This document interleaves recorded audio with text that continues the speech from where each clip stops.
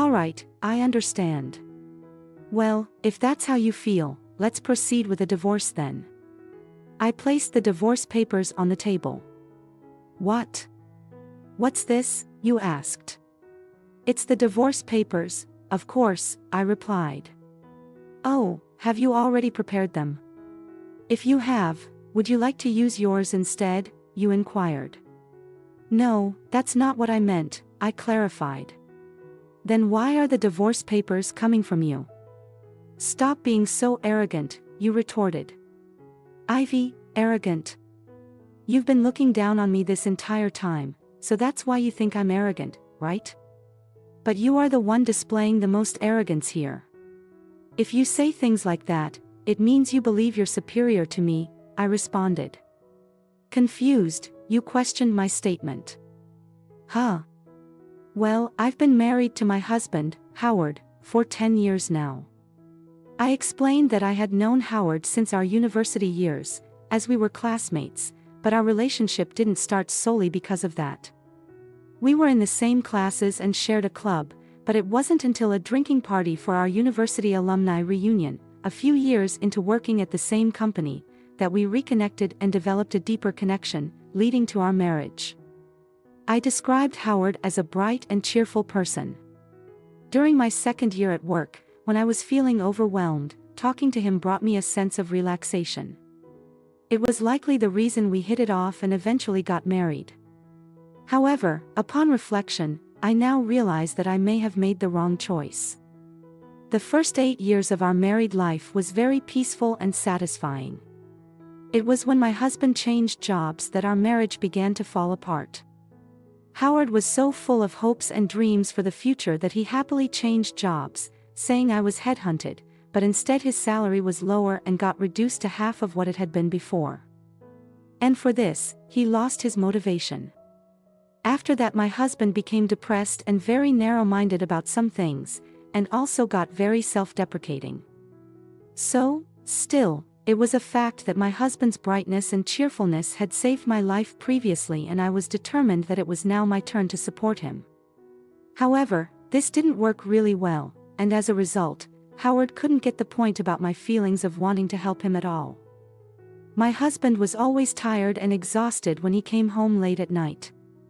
Welcome home. I cooked your favorite pasta for dinner today. It's okay. I don't need it. Huh?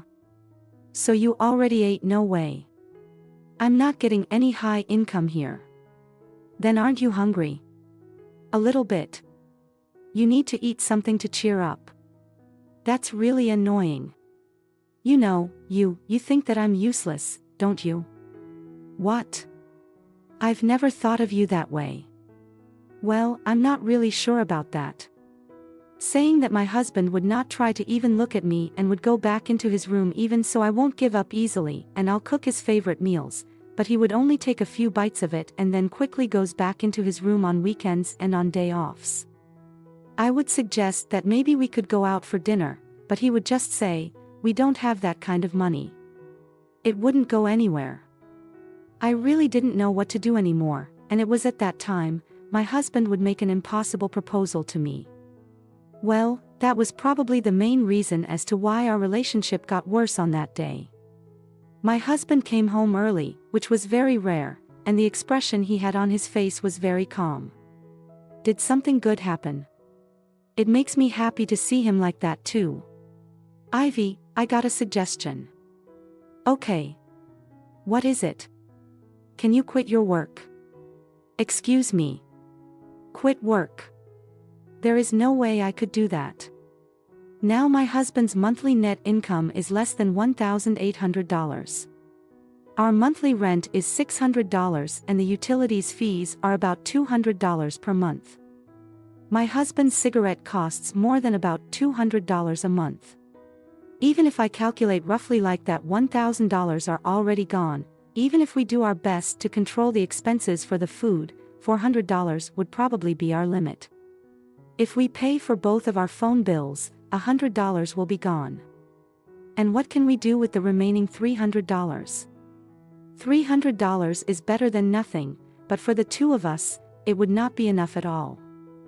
You know, it's really difficult for me knowing that you're earning more income than me. What your current net income is? About $2,000 per month. Right? What the hell is he talking about? I've been working at the company for over 10 years now. I really wonder what is going on in Howard's head sometimes. My net income per month is $3,500. But I guess that I should never say that to Howard. Well, I can't take it anymore, so if you quit work, then I'll feel much better. You know, I was so angry at what he was saying. It seems like Howard was really looking down on me from the very beginning. He was probably thinking that he was providing for his wife who made way less money than he actually did. No, I won't quit my work. Huh? Why not? It's because I love my job and my company, so you don't love me, then that's not what I'm even saying. I am very proud of my job, so I have never thought about quitting my job at all. Then my husband laughed as he let out a huge sigh. You're proud of a job that only pays you $2,000. That's really funny. Well, if that's funny, you on the other hand has a job which would only pay less than $1,800. If I could say that to him, then it would have definitely made me feel better. But if I said that, then I would be in the same level as him. I tried my best to remain calm and proceeded with the conversation. After that, my husband continued to pressure me to quit my job, but I never agreed to his idea.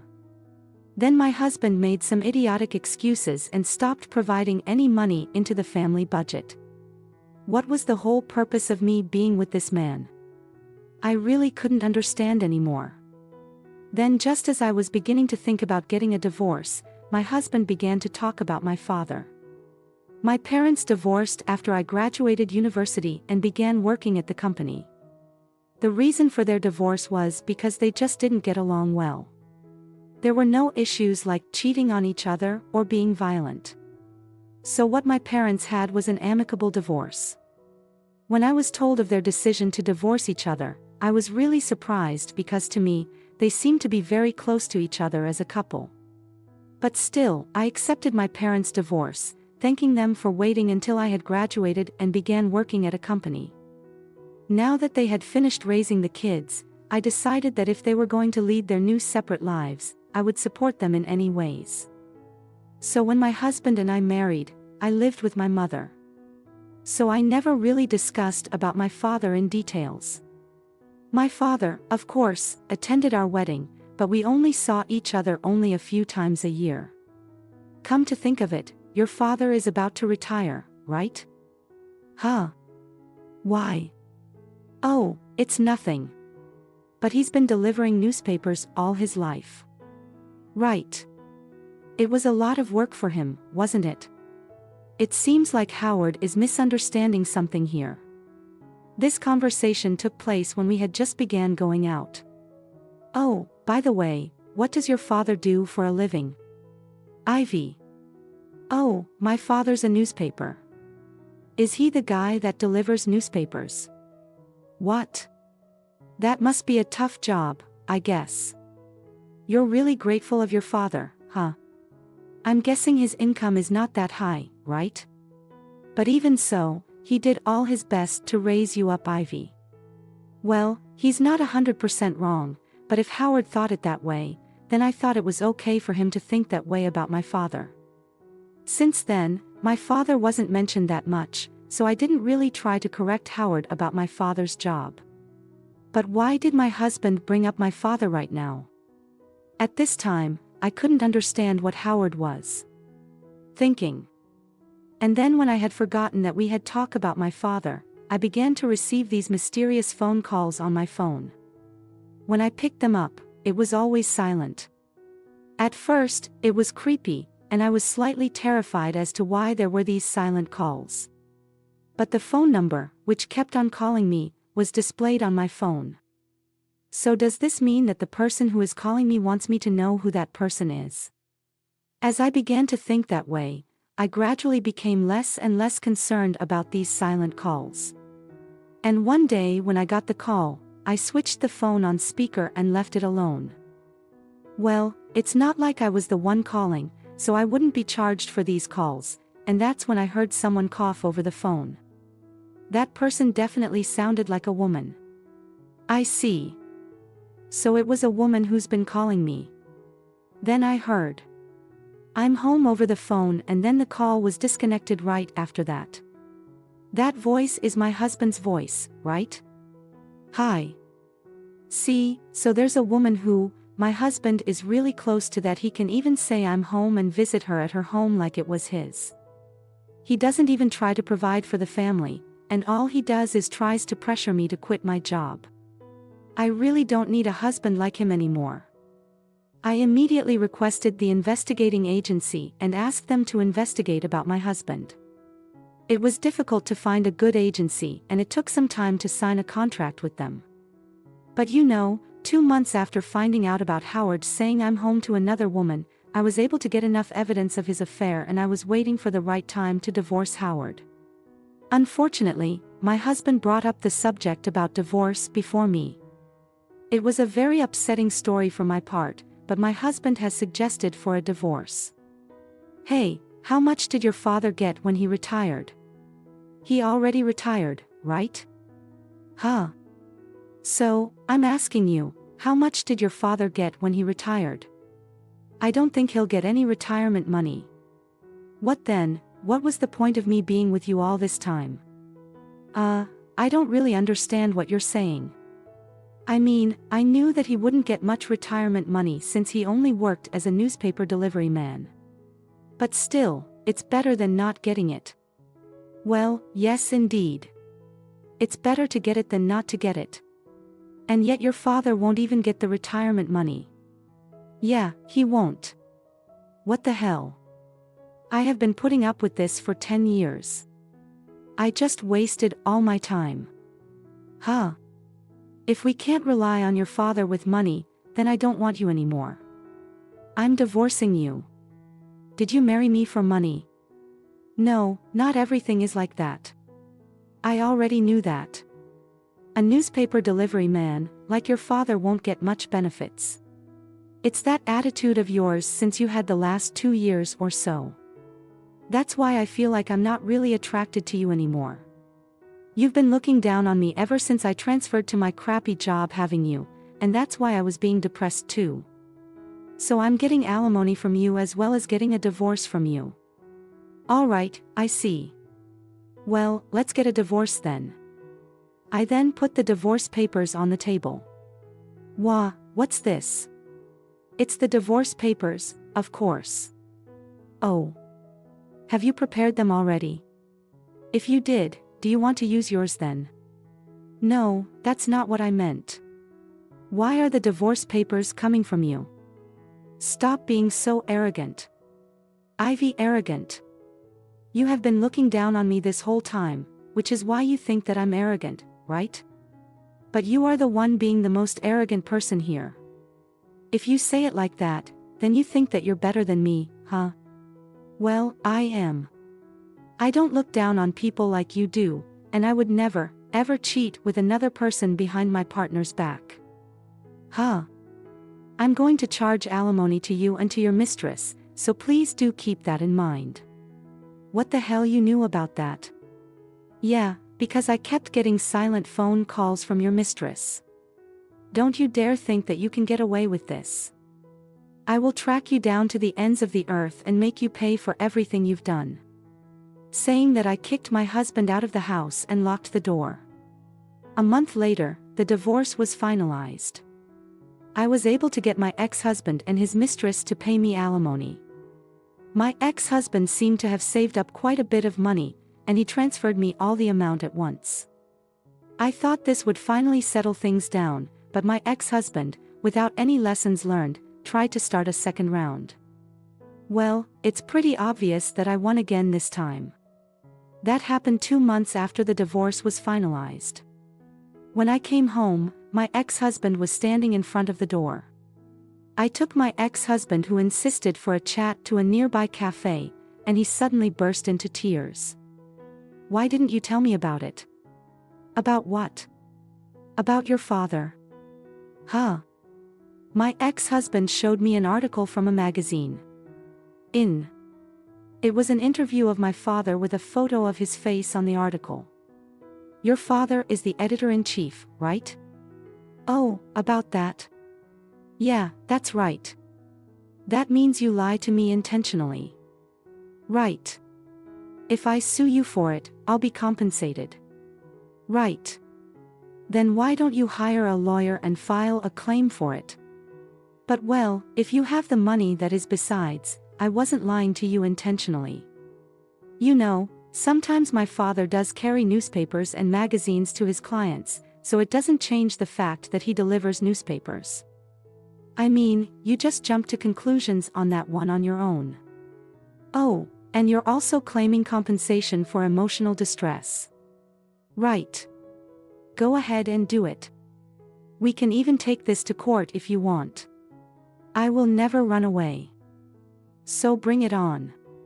Let's fight this to the end. Even if you say that, you are still going to lose. You also lie to me about his retirement benefits. No. You see, my father hasn't retired yet, so how can you say that I lied about his retirement benefits? Besides, what does my father's retirement benefits have to do with us? Even if my father gets his retirement money in the future, it's his money and it has nothing to do with me, you know? But still, you might get some from him too, right? Yeah, so what? Then I could have gotten it too. All you care about is only money no matter what. Huh? Because you were blinded by the money. You believed in stupid words like headhunt and your salary decreased. Isn't that right? Snap out of it, will you? I have nothing more to say to you. Don't ever show your face in front of me ever again. If you ever appear in front of me again, I will sue you, and I mean it. I slammed the $10 on the table and left the cafe. I loved him once, but that man is no longer the man I fell in love with. No, he probably was like that to begin with, but I guess I just couldn't see it. I couldn't make any good judgments about him that, well, first of all, I need to learn how to judge a person's character and who they really are. My ex-husband never visited me after that, but a year later I saw him unexpectedly. On that particular day, I was enjoying a shopping spree with my friends. Just as we were about to enter a restaurant, I unexpectedly caught sight of my ex-husband, dressed in a uniform and diligently serving customers. It seemed he had found employment as a waiter in that establishment. I was taken aback to see him working in a completely different industry from his previous ones, but I couldn't help feeling relieved that he had managed to secure a job. Observing him doing his best to make a living on his own, I couldn't help but acknowledge his efforts. My friend and I exchanged glances, shared a chuckle, and quietly decided to move on. Since our divorce, I had been focused on expanding my social life and personal growth. The experiences I went through had made me somewhat apprehensive about remarriage, and I had come to the realization that it might not be a part of my future plans. I have chosen to prioritize my work and explore other avenues for personal fulfillment, which is a valid option for those who have encountered similar circumstances in the past. I aspire to learn from my experiences and live life to the fullest. As for my ex-husband, who relied on his father-in-law's retirement money, I hope that Ivy, his future partner, will find abundant happiness awaiting her. Thank you for watching until the end. If you enjoyed this video, please consider subscribing to our channel. We look forward to seeing you in our upcoming content.